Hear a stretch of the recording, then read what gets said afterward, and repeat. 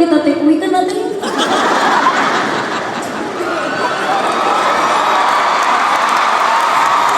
Oo eh. Pero alam niyo po, si Ate Vice, isa siya sa pinaka-supportive sa lahat ng mga local concerts. Iba-ibang artists pinapanood niya.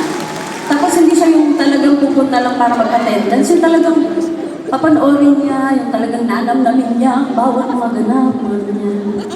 Ate Vice, thank you so much. Happy birthday. Please watch that. Ano ba? Nandito sila ng aking paboritong Mars. Miss Camille, friends.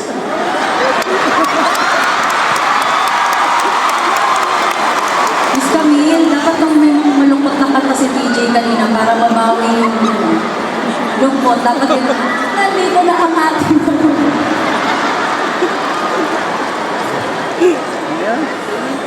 Bakit? Miss Camille, grabe. Nasa star-star talaga kami sa'yo. Pinalaki mo kami, Miss Camille. Dahil sa'yo kumakain kami patatas.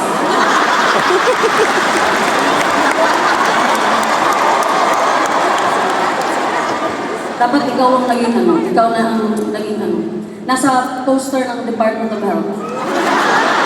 Para kung matutong magbalat ng patatas at kumain ng patatas. By Camille Prats. Hello po, thank you. Nakatakot absent. Ayaw marapin, Miss Camille. Nakakalula ang mga tao sa harap ko. Pwede po bang tumalikod na lang kayo? Pinaalis. Kasi, may Constantino. Gawan, si Jim, may Kayla. May Alvarez, si Jim, Mas Maria. Hindi ko na tayo sa Star Magic po.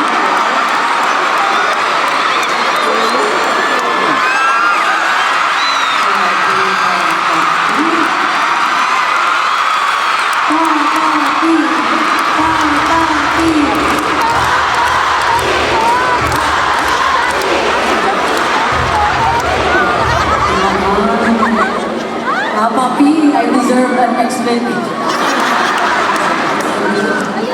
Sobrang grabe ni Papa P. Crush ko siya talaga sa totoong buhay. Pati si TJ, si Papa P. Uy, alam na yan. Di ba papapayin namin yan sa'yo? Crush ka namin dalawa. Umamin sa crush. Wow, ang tapoy na kaya.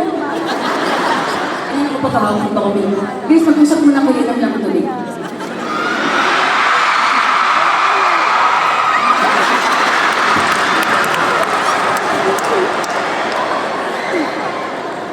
Uy, Ate Nani, ba't ka nagugulat? Turo mo to. Ay, may bata pa. Toby, don't listen. Cover your ears and eyes. And just go home. Pass your bedtime, boy. Ano ba? Inom lang, inom lang. 5 seconds. Ako, inom lang na tubig. Alam mo naman, di kami nagkikis.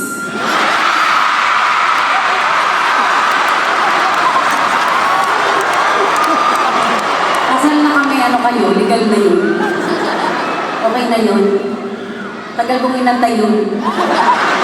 23 years ako nag-imagine ng lips to lips. Bigay niya na sa akin yan. Hindi ko mahanap yung finger ko. Ano daw? Hindi ko mahinom.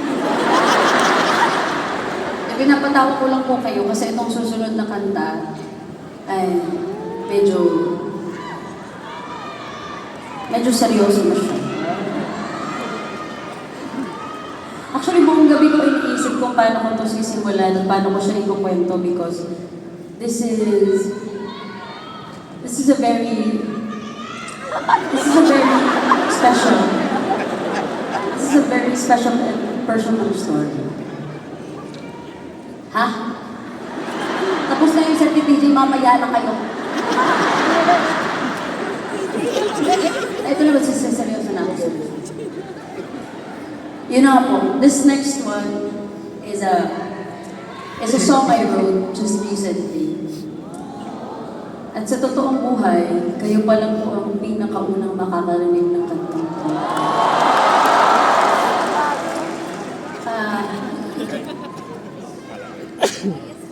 Ito mga nakaraang araw, I talked about how DJ encouraged me to start writing songs again. Kasi I've always felt like it's one of those outlets for me that I get to express myself. But I never thought that my songs were good enough para ma-release.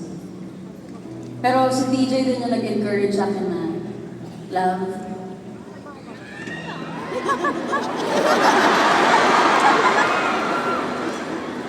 a bad song you wrote is better than a good song you never wrote.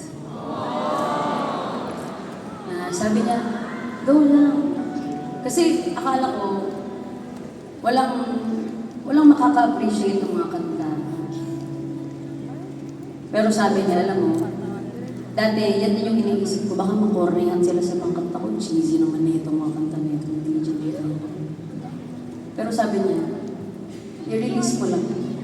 Because there's at least one person na kinakailangan marinig yung kwento niya.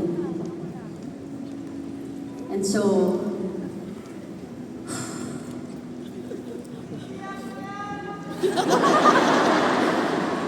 kuya, hindi mo ko kailangan buyuin, mangyayari talaga. Kaya ako nga piniprep ko sarili ko kasi hindi ko ito makakanta.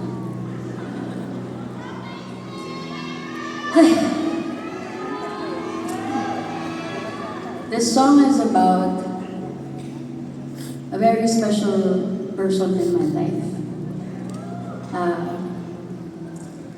Hindi pa niya to alam. Pero I wrote this for my sister. She recently moved to New Zealand. Mag-isa lang siya. Para maghanap buhay and to give my niece a better life. Imagine niyo yung mag-isa lang siya sa isang bansa na halos wala siyang kakilala, wala siyang kasama. Hindi pa siya pwedeng umuwi kasi kailangan niya munang makipagsapalaran. Imagine that life. Hindi mo mayayakap yung anak mo. Hindi mo masasabi sa anak mo face to face, I love you. Hindi mo siya mahahatid sa school. Imagine how that feels.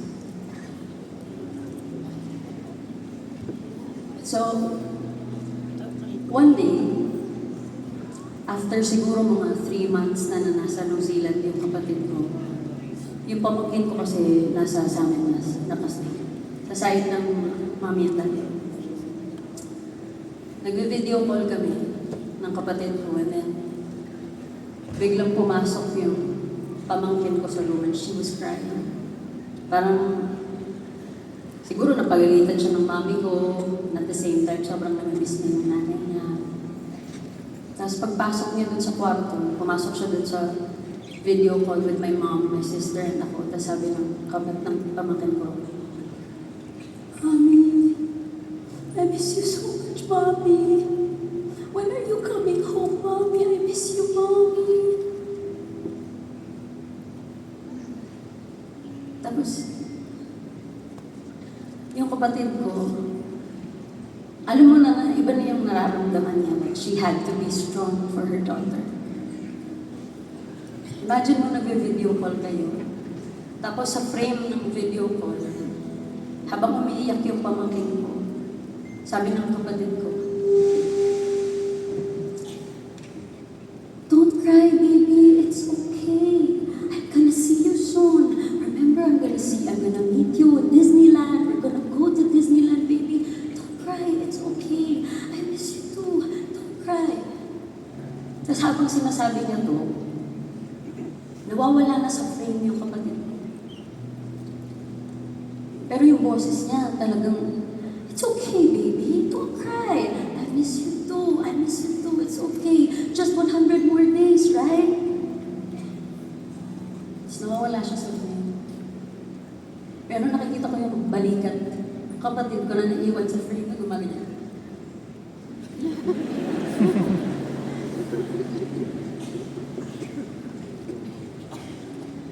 And so I instantly know that my sister was crying.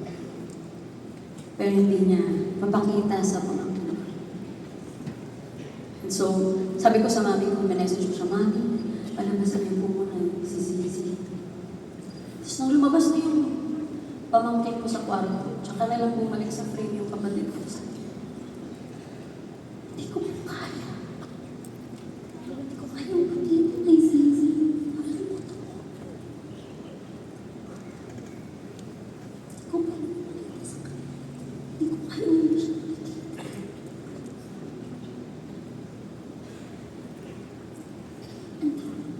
Broke my heart. Kasi yung kapatid,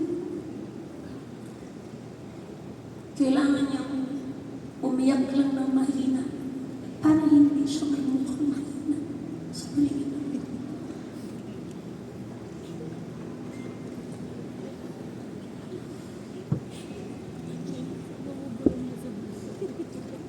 So I started writing this song for her. Because hindi niya masabi yung nararamdaman niya.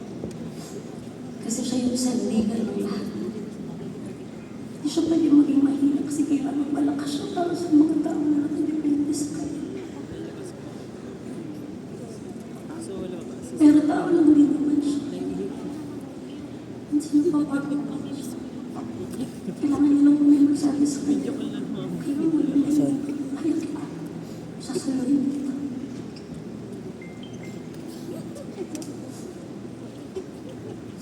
So this is for all those who are choosing to be strong every day. Na nakakakita lang ng mga luha nila, yung mga higaan nila. This is for those who fight certain battles. Narinig ko yung sinasabi. Ano ka, manok? This is for those who just wish and pray na kahit tinatago ko yung nararamdaman ko, kahit tinatago ko yung sakit na nararamdaman ko, sana mismo kapansin. May magsabi sa akin na, you don't have to be strong or I'll be your man. I got you.